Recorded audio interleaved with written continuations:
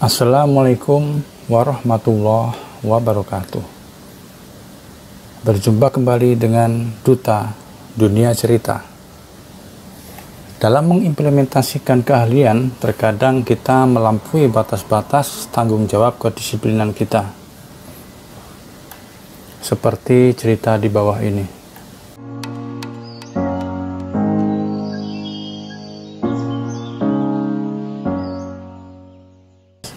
Seorang master atau ahli kunci yang sudah tua memiliki 2 orang murid.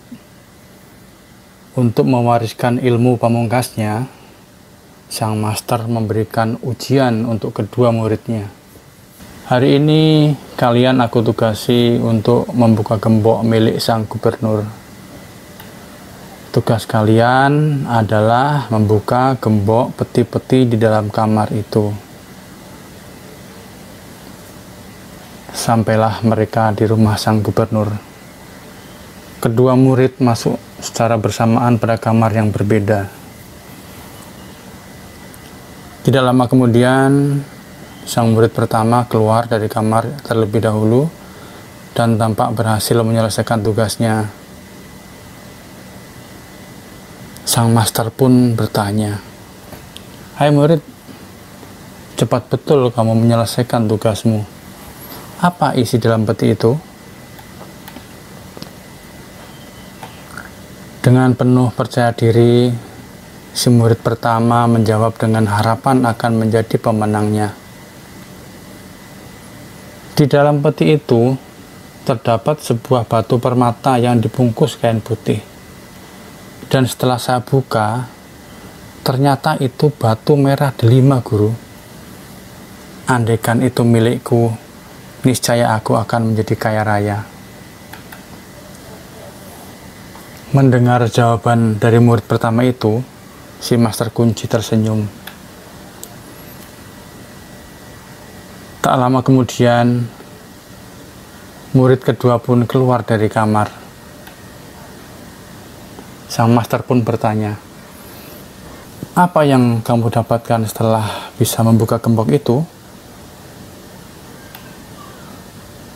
Si murid kedua menjawab dengan pelan-pelan dan penuh pesimisme karena merasa kalah cepat dalam membuka peti daripada murid yang pertama yang terlebih dahulu keluar. "Saya tidak tahu apa isi di dalam kotak itu, Master, karena saya ditugasi hanya untuk buka gembok, makanya langsung keluar." Setelah ujian itu, akhirnya sang master pun mengumumkan siapa pemenangnya. Dan dia mengumumkan bahwa pemenangnya adalah murid yang kedua. Dia berhak menerima ilmu tertinggi dari sang master kunci. Keputusan master kunci itu kontan membuat murid pertama kaget setengah mati. "Master!" teriak murid pertama yang kecewa. "Bukankah saya yang berhasil membuka gembok lebih cepat? Mengapa bukan saya yang dipilih sebagai pewaris ilmu itu?" tanya si murid pertama dengan gusar.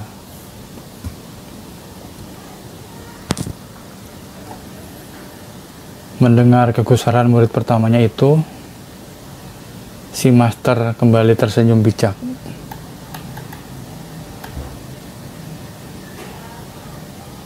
"Murid-muridku, dengarkan. Profesi kita adalah tukang kunci, dan membuka gembok itu adalah tugas kita. Kita harus membantu orang membuka gembok yang kuncinya hilang atau rusak. Jika gembok sudah kita buka, tugas kita selesai. Kalau kita juga ingin melihat isinya, itu berarti melanggar kode etik. Kode etik profesi sebagai tukang kunci." Selanjutnya, si master kunci pun meneruskan petuahnya. Tidak peduli apapun pekerjaan kita, moral dan etika profesional harus kita junjung tinggi. Tanpa moral dan etika, maka seorang ahli kunci bisa dengan mudah beralih profesi menjadi seorang pencuri. Kalian mengerti? Mendengar hal itu, murid pertama mengangguk-anggukkan kepala. Dia menyadari di mana letak kesalahannya. Dia juga bersyukur telah mendapat satu lagi pelajaran moral yang sangat berharga sebelum terjun ke tengah-tengah masyarakat. Walaupun kecewa karena dirinya tidak bisa menjadi pewaris ilmu tertinggi yang dimiliki gurunya, murid pertama merasa tetap mendapatkan sebuah ilmu yang berharga sekali, sangat bermanfaat. Itulah ilmu mengenai moral dan etika profesional yang harus dimiliki. Sejak saat itu, murid pertama berjanji pada diri sendiri, kelak, dalam menjalankan profesinya, ia akan menjadi seorang tukang kunci profesional yang menjunjung tinggi moralitas dan etika profesinya. Jadi, hikmah yang bisa kita ambil adalah bahwa kita sebagai seorang profesional di bidang apapun itu harus mampu melakukan tugas dan pekerjaan sesuai dengan lingkup kerja profesional kita. Ilmu dan keahlian yang berlandaskan moral dan etika akan menghasilkan profesionalisme kerja yang positif. Dengan menjalankan profesionalisme kerja dengan etika moral secara bersamaan seirama proses waktu yang berjalan, maka nama baik dan kepercayaan serta kesuksesan besar pasti akan berada di tangan kita. Demikian inspirasi hari ini, semoga bermanfaat.